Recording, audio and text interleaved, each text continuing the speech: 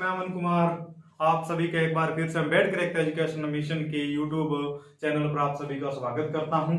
और अपने world geography के चैप्टर को आगे बढ़ाते हुए मैं अब आपके लिए लेकर आया हूं चौथा वीडियो, जिसके अंदर अपने सूर्य और उसके ग्रहों के बारे में करेंगे। कहने का मतलब है कि अपने सौरमंडल के बारे में करेंगे। लेकिन इससे पहले मैं आपको थोड़ी सी एक छोटी सी सूचना दे दूं। सूचना ये है कि अपने YouTube चैनल पर 2 क्लासें लगातार चल रही हैं। एक तो वर्ल्ड जियोग्राफी की और एक हिस्ट्री की चल रही है, इंडियन हिस्ट्री की स्पेशली चल रही है, ठीक है। और इसके अलावा भी अपनी क्लासें चल रही हैं जो कि इंग्लिश की हैं और पॉलिटी की हैं। यदि आप कोई करना चाहते हैं तो आप हमसे संपर्क कर सकते हैं। हमारा जो संपर्क है वो आपको स्क्रीन पर दिखाई दे रहा होगा। और ये मात्र और मात्र नाम मात्र के शुल्क पर अपने क्लासें लगाते हैं, ताकि कोई भी बच्चा है पीछे ना रहे। और इसमें 100 रुपए फीस रखी गई है जो कि आपको स्क्रीन पर दिखाई दे रही है, तो आप हमसे कांटेक्ट कर सकते हैं। तो चलिए दोस्तों, अपने स्टार्ट करते हैं अगली वीडियो को, जो कि अपने वर्ल्ड जियोग्राफी पर आधारित है और अपने सौरमंडल के बारे में अपने आगे करेंगे। देखिए, इससे पहले अपने सूर्य की संरचना के बारे में कर चुके हैं हम, अपने कर चुके हैं कि जो उसका केंद्र है, और फिर फोटोस्फेयर, क्रोमोस्फेयर, उस पर पड़ने वाले धब्बे हैं जिसको कहा जाता है कि सौर धब्बे कहा जाता है, ठीक है। ऑरोरा लाइट वगैरह, उन सब चीजों के बारे में अपने डिटेल से कर चुके हैं। तो चलिए दोस्तों, आगे करते हैं सूर्य और उसके ग्रहों के बारे में, ठीक है। कहने का मतलब है सौरमंडल। आज की अपनी हेडिंग क्या होगी? सौरमंडल होगी। सौरमंडल, ठीक है दोस्तों। सौर मतलब सूर्य, मंडल का मतलब समूह, ठीक है, यानी कि सूर्य का परिवार, ठीक है। इसको सूर्य का परिवार भी बोलते हैं। इसको क्या बोलते हैं? सूर्य का परिवार, ठीक है। इसे ही सौर परिवार बोला जाता है, ठीक है दोस्तों। जो अपने परीक्षा में क्वेश्चन आते हैं उनके आधार पर अपने करते हैं कि किस हिसाब से परीक्षा में क्वेश्चन आते हैं और क्या क्या पूछा जाता है। वैसे भी अपने बेसिक जानकारी पूरी लेते चलेंगे, ठीक है दोस्तों। चलिए अपने करते हैं शुरू, ठीक है। देखिए दोस्तों, जो हमारा सूर्य है, ठीक है, ये हमारे सौर परिवार के केंद्र में है। जो हमारा सौर परिवार है उसके केंद्र में सूर्य है। बाकी जो ग्रह हैं इसके आसपास क्या लगाते हैं? चक्कर लगाते हैं। वो अपनी कक्षीय गति में क्या करते हैं? चक्कर लगाते हैं। इस प्रकार से क्या है, सभी ग्रह अपनी अपनी कक्षाओं में इसका चक्कर लगाते हैं, ठीक है। तो इस प्रकार से इसके आसपास ये लगातार चक्कर लगाते हैं। तो इन सभी ग्रहों को और सूर्य को, इन सबको क्या कहा जाता है? सौर मंडल कहा जाता है। देखिए, जितने भी ग्रह हैं सूर्य के, ये सूर्य के गुरुत्वाकर्षण बल के कारण इसके आसपास चक्कर लगा रहे हैं, गुरुत्वाकर्षण बल के कारण, ठीक है दोस्तों। इसको ध्यान से समझते जाना। सूर्य हमारे सौरमंडल के केंद्र में है, ये ध्यान रखना। देखिए, एक थ्योरी आई थी, जियोसेंट्रिक थ्योरी, ठीक है। शुरू में जियोसेंट्रिक थ्योरी थी, वो शुरुआती में थी 140 ईस्वी में, ठीक है। उसमें तो ये कहा गया था कि जो पृथ्वी है, हमारी पृथ्वी है, वो क्या है? केंद्र में, और बाकी सूर्य और बाकी सभी चीजें इसका चक्कर लगाते हैं। लेकिन मानव ने जैसे जैसे विकास किया, उसकी जो समझ है वो और ज्यादा विकसित होते हुई उसके बाद हेलियोसेंट्रिक थ्योरी आई, जिसमें कहा गया कि सूर्य क्या है? पूरे ब्रह्मांड के केंद्र में, और बाकी सभी ग्रह और तारे हैं जो इसका चक्कर लगाते हैं। चलिए अपने सौरमंडल को करते हैं, जो कि देखिए, जो हेलियोसेंट्रिक थ्योरी वो कुछ हद तक, कुछ क्या अत्यधिक ज्यादा क्या है, वो सच साबित हुई है। चलिए, तो सूर्य और उसके सभी ग्रहों को क्या कहा जाता है? सौरमंडल कहा जाता है। सूर्य के कितने ग्रह हैं? सूर्य के 8 ग्रह हैं। कितने हैं? सूर्य के 8 ग्रह हैं। इससे पहले 9 ग्रह माने गए थे, लेकिन जो प्लूटो है उसको ग्रहों की श्रेणी से बाहर रख दिया गया था, ठीक है। चलिए पहले इसको कर लेते हैं पूरा ध्यान से, ठीक है। देखिए, हम पूरा चलते जाएंगे आगे। ये सूर्य है, ठीक है। देखिए, इसके जो सबसे नजदीकी जो ग्रह है वो है बुध। कौन सा है? बुध ग्रह है, ठीक है। कौन सा ग्रह है? बुध ग्रह है, जिसे मरकरी बोला जाता है। जिसे क्या बोला जाता है? इंग्लिश में मरकरी, ठीक है। बुध, ध्यान रखें, सबसे नजदीकी ग्रह कौन सा है? बुध है। अब उसके बाद शुक्र, उसके बाद कौन सा? शुक्र।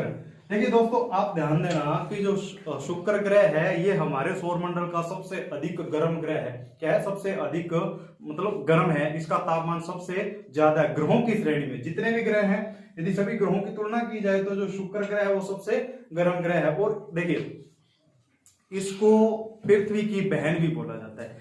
ये इसलिए बोला जाता है क्योंकि जो पृथ्वी है इसी से थोड़ा सा आकार छोटा है, बाकी ये लगभग पृथ्वी के आकार के समान दिखाई देता है। ठीक है, अब देखिए, इसको इंग्लिश नाम भी अपने को याद रखना है। इंग्लिश में इसको क्या बोला जाता है?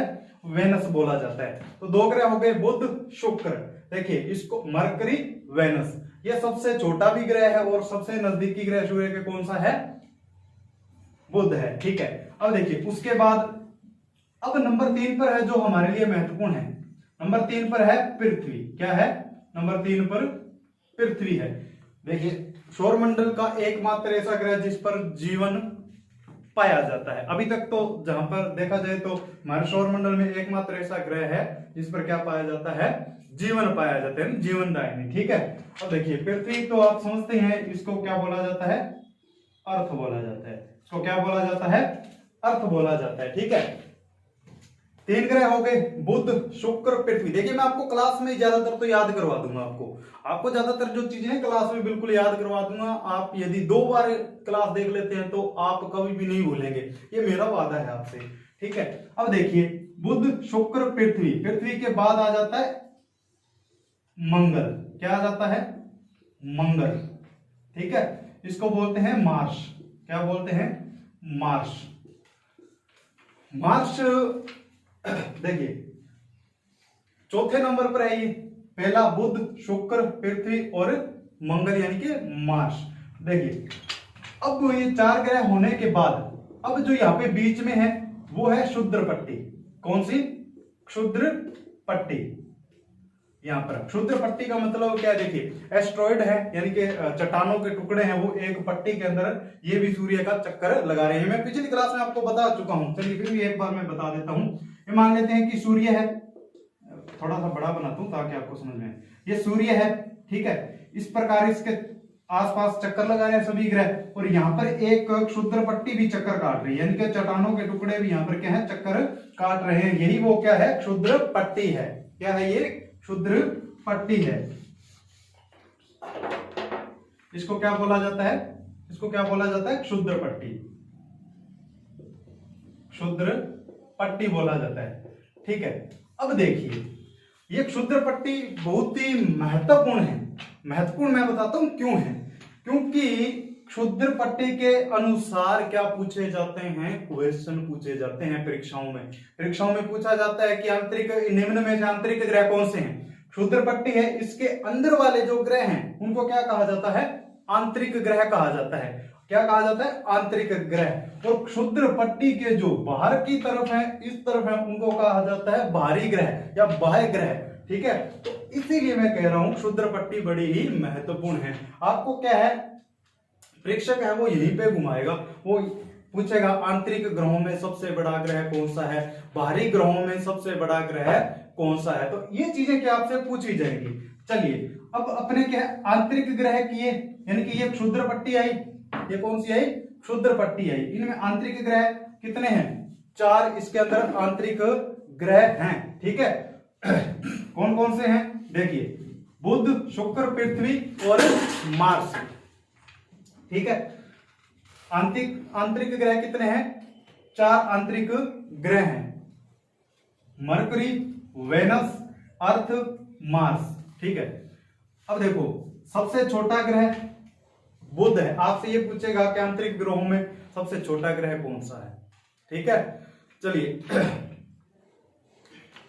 एक सेकंड, मैं अभी आता हूं। हाँ, तो देखिए, थोड़ा सा ब्रेक लिया था, अब आते हैं। देखिए, अपने को क्या है, इसका पहले क्रम याद करना पड़ेगा, ठीक है। इसको आसान तरीका यही है कि अपने क्षुद्र पट्टी के अनुसार पहले क्रम को याद कर ले, फिर अपने को कोई बाहरी कर लेंगे, बाहरी जो ग्रह वो भी कर लेंगे, लेकिन अपने इनको पहले करते हैं, ठीक है। आकार के आधार पर पूछा जाता है कि आंतरिक ग्रहों में सबसे बड़ा ग्रह कौन सा है, ठीक है। तो आपको पता होना चाहिए जो पृथ्वी है, ठीक है, पृथ्वी है आंतरिक ग्रहों में सबसे बड़ा ग्रह है, ठीक है। इसको थोड़ा छोटा बनाता हूं मंगल को, ताकि आपको थोड़ा आसान हो, ठीक है। पृथ्वी है जो आंतरिक ग्रहों में सबसे बड़ा ग्रह है, कहने का मतलब ये आंतरिक ग्रहों में सबसे बड़ा ग्रह है, यानी कि जो अंदर जो चार हैं इनमें सबसे बड़ा ग्रह कौन सा होगा, हमारी पृथ्वी होगी, ठीक है। अभी मैंने आपको बताया था कि पृथ्वी से थोड़ा सा छोटा जो ग्रह है, यानी कि पृथ्वी की बहन कौन है, शुक्र है। क्या बताया था मैंने, पृथ्वी की बहन शुक्र। अब बहन इसकी है तो थोड़ी बहुत इससे छोटी होगी, तो सेकंड नंबर किसका आएगा, पृथ्वी की बहन का आएगा। तो पृथ्वी की बहन कौन है, शुक्र। तो आंतरिक ग्रहों में पहला नंबर इसका आता है, दूसरा इसका आता है। देखिए पहले फिर इधर आपको वापिस आना है, पहले इधर जाना, आपको इसकी बहन की तरफ जाना है ना। अब पृथ्वी है, ये किसका सोचेगी सबसे पहले, अपनों का सोचेगी ना, जो अपने आसपास है। तो सबसे पहले तो इसने अपनी बहन का सोचा, फिर इसने अपने इस पड़ोसी का सोचा। आकार के आधार पर बता रहा हूं, आसान याद हो जाएगा, ये तरीका है, ठीक है। पृथ्वी है, इसकी बहन कौन, शुक्र। आंतरिक ग्रहों के अंदर आकार के आधार पर बोल रहा हूं, ऑल ओवर नहीं बोल रहा, आप इस बात को ध्यान रखें। शुक्र आ गया नंबर 2 पर, सबसे पहले ये अपनी बहन की तरफ जाएगी पृथ्वी, उसके बाद पड़ोसी को पूछेगी, पड़ोसी इसका कौन है, मंगल। तो तीसरा आंतरिक ग्रहों में तीसरा सबसे बड़ा ग्रह कौन सा है, मंगल है। और 4 नंबर पर तो फिर ये है ही, ये दूर का है ना। अब देखिए आंतरिक ग्रहों में सबसे बड़ा ग्रह ये, नंबर 2 पर ये, नंबर 3 पर ये, नंबर 4 पर ये हो जाता है। तो आंतरिक ग्रहों के अनुसार क्रम याद हो गया होगा आपको। अब देखिए सूर्य के अनुसार क्रम पूछा जा सकता है कि सूर्य से दूरी के अनुसार क्रम क्या है, ठीक है ना। देखिए आपसे उल्टा और सीधा दोनों आरोही और अवरोही क्रम में पूछा जा सकता है। तो आप बुध, शुक्र, पृथ्वी और मार्स यानी कि मंगल, ये याद रखें। बुध के बाद शुक्र, पृथ्वी नंबर 3 पर है, पृथ्वी को याद कर लेंगे आप तो बाकी सभी याद हो जाएंगे। पृथ्वी नंबर 3 पर है, पृथ्वी को याद कर लिया तो सभी ग्रह यहीं पे दिक्कत आती है, बाकी बाहर वाले वैसे ही याद हो जाते हैं, बाहर वालों को याद करने की भी जरूरत नहीं है, ठीक है। तो ये आपको याद हो गए होंगे, ये मैं मानकर चलता हूं। आकार के आधार पर हो गया। अब देखिए टोटल ऑल ओवर की बात करेंगे अपने, ठीक है। क्षुद्र पट्टी आती है, क्षुद्र पट्टी के बाहरी ग्रहों की बात करते हैं, ठीक है। ये मैं मिटा देता हूं। सबसे पहले आता है बृहस्पति। कौन सा आता है, बृहस्पति आता है। बृहस्पति ये हमारे सौरमंडल का सबसे बड़ा ग्रह है। ये क्या है, हमारे सौरमंडल का सबसे बड़ा ग्रह कौन सा है, बृहस्पति है, ठीक है ना। तो ये बात अपने को नोट रखनी है। बृहस्पति क्या है, सबका मालिक है या सबका पिता है, कहने का मतलब सबसे बड़ा ग्रह है। अब देखिए उसके बाद नंबर आता है किसका, शनि ग्रह का। किसका आता है, शनि ग्रह, जिसके चारों ओर क्या है, छल्ले पाए जाते हैं, ठीक है। क्या पाए जाते हैं, छल्ले पाए जाते हैं, किसके अंदर, शनि के अंदर। ये है हमारा शनि ग्रह, ठीक है। इसको बोलते हैं जुपिटर, ठीक है। जुपिटर के बाद स्टर्न, क्या, स्टर्न, ठीक है, शनि। तो अपने देखो सबसे बड़ा, और नंबर 2 पर ये, नंबर 2 पर कौन सा, शनि। देखिए वहां पे स्थान कम हो गया, मैं इधर अभी बनाता हूं, ठीक है। अभी छोटा बनाता हूं इसको, ये तो अपने समझ लिया, वो समझना है बस अपने को, ठीक है। थोड़ा छोटा बनाता हूं इसको। ये हमारा सूर्य, बुध, शुक्र, पृथ्वी, मंगल, ये क्या है, क्षुद्र पट्टी। इसको याद रखें आप, क्षुद्र पट्टी, ठीक है, एस्ट्रॉयड बेल्ट। अब देखिए बृहस्पति, उसके बाद शनि, क्या, शनि, फिर अरुण और वरुण, ठीक है। ये कौन सा है, अरुण है, और ये वरुण है, ठीक है। अरुण वरुण से बड़ा है, ठीक है। इनका क्रम यही है आकार के आधार पर। नंबर 1 बाहरी ग्रहों में सबसे बड़ा ग्रह शनि, बृहस्पति है। कौन सा है, बृहस्पति है। फिर है शनि, फिर कौन सा है, शनि है, फिर अरुण, फिर वरुण। इनका क्रम यही है लगातार, 3 4, ठीक है, इस हिसाब से। अब टोटल ऑल ओवर पूछा जाए, देखिए सबसे बड़ा यही था, ठीक है, सबसे बड़ा तो यही था, 1 2 3 4 इनका क्रम यही है। ऑल ओवर मैं बोल रहा हूं, ऑल ओवर सबसे बड़े ग्रहों की बात कर रहा हूं, ठीक है। 1 2 3 4 कौन सा? बृहस्पति, शनि, अरुण और वरुण, ये क्रम इनका यही रहेगा, ठीक है। क्रम ये अपने को याद ही है, 5वां इसकी बहन, फिर इसका पड़ोसी, पड़ोसी आ गया, फिर दूर वाला, ठीक है। 8 ग्रह ये इनका क्रम है, ठीक है। कोई दिक्कत नहीं है आपको इस अनुसार, तो आपको दूरी के अनुसार भी क्रम बिल्कुल आसान है, अपने कर ही चुके हैं। फिर देखिए सबसे पहले बुध, शुक्र, पृथ्वी, मंगल, बृहस्पति, शनि, अरुण और वरुण, ठीक है। तो ये इनका क्रम था। अब देखिए थोड़ी सी बेसिक बातें अपने कर लेते हैं। अब देखो जो बाहरी ग्रह इनको बाह्य ग्रह तो कहा ही जाता है, इसी के अनुसार इनको क्या कहा जाता है? जोवियन ग्रह बोला जाता है। क्या बोला जाता है? जोवियन ग्रह बोला जाता है। क्या बोला जाता है? जोवियन ग्रह। और इनको बोला जाता है पार्थिव ग्रह, इनको बोला जाता है पार्थिव ग्रह। अब देखिए जितने भी इसके पास वाले ग्रह पार्थिव हैं, यानी कि चट्टानी रूप में है, ठीक है ना। और ये थोड़ा नरम रूप में है, जोवियन ग्रह, यानी कि गैसों वाले ग्रह। इनका जोवियन का मतलब होता है गैसों वाले ग्रह, गैसीय ग्रह, ठीक है ना। अब देखिए जो सूर्य के पास वाले ग्रह है वहां पर गैस क्यों नहीं रह पाती? क्योंकि देखो मैंने आपको बताया था यहां से सौर ज्वाले और सौर पवनें उठती रहती हैं। पिछली क्लास में मैंने आपको डिटेल से बताया था कि सूर्य से क्या है, सौर पवनें और सौर ज्वालाएं उठती रहती हैं, जिसके कारण क्या होता है, ये इसके वातावरण में अन्य गैसों को रहने नहीं देती। जो इसके पास वाले ग्रह हैं, इन ग्रहों पर जो इसकी सौर ज्वाला और सौर पवनें हैं वो गैसीय या धूल कणों को इसके पास नहीं रहने देती, क्योंकि ये दूर है इनसे दूर है। तो यहाँ पर सौर ज्वाला और सौर पवनों का प्रभाव क्या हो जाता है, कम हो जाता है, जिस कारण क्या है, यहाँ से जो धूल मिट्टी और कण है इनको दूर नहीं कर पाते। इसलिए यहाँ पर गैस से और धूल कण क्या है, इन ग्रहों के पास अत्यधिक है, ठीक है।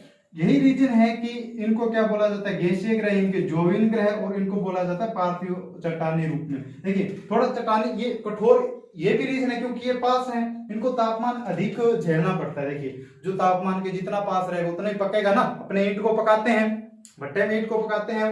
अब देखिए एक तो कच्ची ईंट होती है, सीधी साधारण ईंट, कच्ची ईंट, मिट्टी की ईंट, ठीक है, वो क्या होती है, ठोस नहीं होती। उसको नीचे गिराओगे तो वो टूट जाएगी, है ना, बिखर जाएगी। पक्की ईंट है जो भट्टे में पकाई हुई होती है वो टूटेगी नहीं, वो यानी कि चट्टानी रूप में हो जाती है।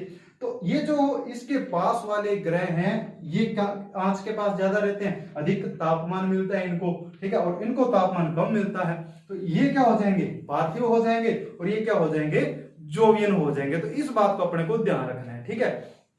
देखिए उम्मीद आप इनका क्रम तो समझ गए होंगे, क्रम आकार भारी ग्रहों के अनुसार। देखिए भारी ग्रहों के अनुसार सबसे बड़ा ग्रह, आंतरिक ग्रहों के अनुसार सबसे बड़ा ग्रह, इसको आपको ध्यान में रखना है बस, ठीक है। बस आपको इस क्षुद्र पट्टी को याद रखना है। इस क्षुद्र पट्टी को याद रखोगे तो सभी चीजें याद हो जाएंगी, ठीक है। क्षुद्र पट्टी को याद रखोगे तो सभी चीजें याद हो जाएगी। ये तो क्रम में कोई दिक्कत ही नहीं है, पर थोड़ी सी दिक्कत आती है, वो भी अपने कर चुके हैं कि पृथ्वी है अपनी मालिक है, ठीक है, फिर उसकी बहन को अपने प्रायोरिटी देंगे, फिर उसके पड़ोसी को, फिर इसको। तो ये तो क्रम वैसे याद हो गया अपने को, इसमें तो कोई दिक्कत आएगी नहीं आपको। लगातार यदि दूरी के अनुसार पूछे तो दूरी आपको पता चल गई होगी, दूरी भी पता चल गई है। अब देखिए अब जो जानने वाली चीजें हैं वो करेंगे अपने आने वाली जो क्लास है ना उसके अंदर डिटेल से करेंगे। उसके अंदर मैं आपको समझाऊंगा कि इनको जो पार्थिव ग्रह है इनकी खासियत क्या है, और जो जोवियन ग्रह है इनकी खासियत क्या है, बड़े डिटेल से मैं आपको समझाने वाला हूं। और जो इंटरनेशनल, देखिए AIU, ठीक है, सॉरी IAU, ठीक है, इंटरनेशनल एस्ट्रोनॉमी यूनियन जो है इसने क्या ग्रहों की परिभाषा दी है 2006 में। सन 2006 में क्या किया था इसने, सन 2006 में ग्रहों की परिभाषा दी थी। तो उस परिभाषा के अनुसार ग्रहों के श्रेणी में कौन कौन से आते हैं ये अपने आगे आने वाली क्लास के अंदर मैं आपको बड़े ही बेहतरीन तरीके से मैं बताऊंगा। तो आप अगली क्लास का इंतजार करें। तो आज के लिए इतना ही, बाकी फिर अगली क्लास में ही करेंगे। आप लाइक करें, सब्सक्राइब करें और शेयर करें। धन्यवाद।